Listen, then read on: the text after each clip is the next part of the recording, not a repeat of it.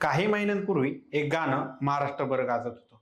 गुलाबी साडी आणि लाली लाल लाल. या गाण्याने संपूर्ण महाराष्ट्राला वेड लावलं होतं. लहान मुलांपासून थोरांपर्यंत तर महिलांपासून पुरुषांपर्यंत सगळेच या गाण्यावर थिरकत होते. आता या गाण्याचा इतिहास सांगायचं कारण म्हणजे एक राजकीय खेळी. ही राजकीय खेळी केली आहे ती महाराष्ट्राचे उपमुख्यमंत्री अजित पवार यांनी. शस्त्रज्ञानांचा असा विश्वास आहे की एका महिलेला लहानपणापासूनच शांत वातावरण पाहण्याची सवय असते.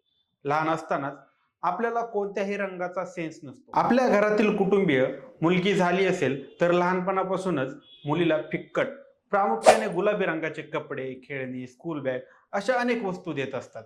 त्यामुळे तो गुलाबी रंग हा महिलांना एक भावनिक विषय असतो जो त्यांनाही जाणवत नाही. त्यामुळे अजित पवारांच्या राज्यभरात सभा चालू असताना आपण सर्वांनीच गुलाबी रंग पाहिला असेल.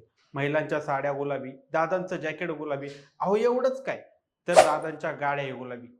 तेव्हा हा प्रश्न पडला असेल की दादा एवढे गुलाबी गुलाबी का झाले आहेत बाबा. आणि अजितदादांनी या गुलाबी रंगामुळे राजकारणात आपलं वर्चस्व कसं राखलं आहे हेच जाणून घेऊया या व्हिडिओच्या माध्यमातून. नमस्कार, मी सनी आणि तुम्ही पाहताय दैनिक राज्य लोकतंत्र. महाराष्ट्राच्या राजकारणात सतत चर्चेत राहणारं नाव म्हणजे अजित पवार. अजित पवार हे नाव असं आहे की महाराष्ट्राचं राजकारण या नावाशिवाय पूर्ण होऊ शकत नाही. त्यांचं 4 वेळा उपमुख्यमंत्रीपद भूषवणं असू द्या किंवा त्यांनी केलेली बंडखोरी असू द्या, ते नेहमीच राजकारणातील न वगळला जाणारा भाग आहे. अजित पवार यांनी लोकसभेपूर्वीच राष्ट्रवादी पक्ष फोडून महायुतीत सामील झाले. त्यानंतर पक्षाचं चिन्ह आणि नाव मिळून शरद पवार यांना आव्हान दिलं. लोकसभा निवडणुकीत अजित पवारांच्या पदरात 5 जागा आल्या, पण त्यामधली केवळ 1 जागा त्यांना निवडून आणण्यात यश मिळालं. लोकसभा निवडणुकी संपल्यानंतर अजित पवारांच्या स्वभावात मोठा बदल झाल्याचं म्हणलं जात आहे. नेहमी कडक स्वभावात बोलणारे अजित पवार आजकाल प्रेमाच्या गोष्टी बोलायला लागले आहेत. आपल्या जवळपास असणारी माणसे, महायुतीमध्ये असणारे इतर नेते त्यांच्याशी ते प्रेमाने वागू लागले आहेत. ज्याप्रमाणे लोकसभेला अजित पवारांचा पराभव झाला होता त्यांना ते पचत नाहीये सध्या तरी असंच दिसतंय. त्यामुळे लोकसभेला आपल्या ज्या चुका झाल्या आहेत त्या विधानसभेला होऊ नये यासाठी त्यांनी स्वतःमध्ये बदल करण्यास सुरुवात केली. विधानसभा निवडणुका लांब असतानाच अजित पवार यांनी जनसन्मान यात्रा सुरू केली.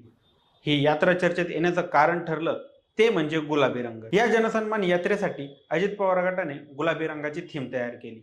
म्हणजे अजित पवारांच्या सोशल मीडियावर आपण पाहिलं तर सगळीकडेच गुलाबी रंग दिसतो. त्याचप्रमाणे ज्या ठिकाणी सभा असेल त्या ठिकाणी गुलाबी रंगाच्या गाडीतून त्यांची एंट्री होते. गुलाबी जॅकेट, गुलाबी शाल आणि गुलाबी फेटा घातलेले अजित पवार लोकांच्या समोर येतात. सभेचा मंचही गुलाबी रंगाने भरलेला असतो. कार्यकर्ते गुलाबी फेटा घालून आलेले असतात तर महिलांच्या अंगावर गुलाबी रंगाची साडी असते. आता प्रश्न येतो की अजित पवारांनी गुलाबी रंगाची निवड का केली असेल बाबा. तर त्याचं झालं असं की राज्यभरात अजित पवार म्हणजे रोखठोक आणि कडक बोलणारा माणूस आहे हे सगळ्यांना माहिती होतं. लोकसभेला त्याचा अजित पवार गटाला फटकाही बसला. त्यामुळे गुलाबी रंग दाखवून आपण एक शांत स्वभावाचे आहोत, संयमी आहोत हे दाखवण्याचा प्रयत्न केला जात आहे.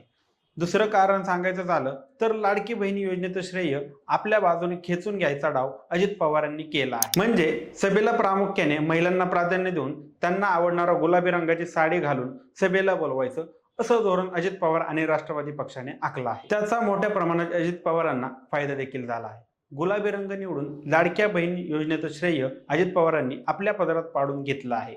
एकनाथ शिंदे आणि देवेंद्र फडणवीस यांच्यापेक्षा आपण वरचढ आहोत असं देखील त्यांचा दाखवण्याचा प्रयत्न त्यांनी केलेला दिसत आहे. विधानसभेला लाडक्या बहिणीची बहुमूल्य जुळवणूक ही अजितदादा व त्यांच्या सहकाऱ्यांनी केली आहे. यामुळे महायुतीचे कर्ता करविता देवेंद्र फडणवीस यांचा रंग फिका होण्याची शक्यता नाकारता येत नाही.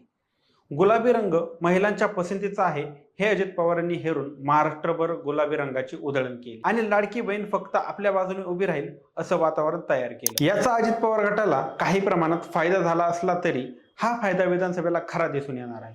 पण भाजप आणि शिंदेच्या शिवसेनेसोबत विधानसभेच्या जागा वाटपात आपलं बळ वाढवण्यात अजित पवारांना यश आलं आहे असं सध्या तरी म्हणावे लागेल. याचा फायदा विधानसभा निवडणुकीत अजित पवारांना होणार का? गुलाबी रंगाची ही गोष्ट तुम्हाला कशी वाटली हे आम्हाला कमेंट करून नक्की कळवा. आणि जर राज्य लोकतंत्र चॅनलवर नवीन असाल तर चॅनलला सबस्क्राईब करायला विसरू नका.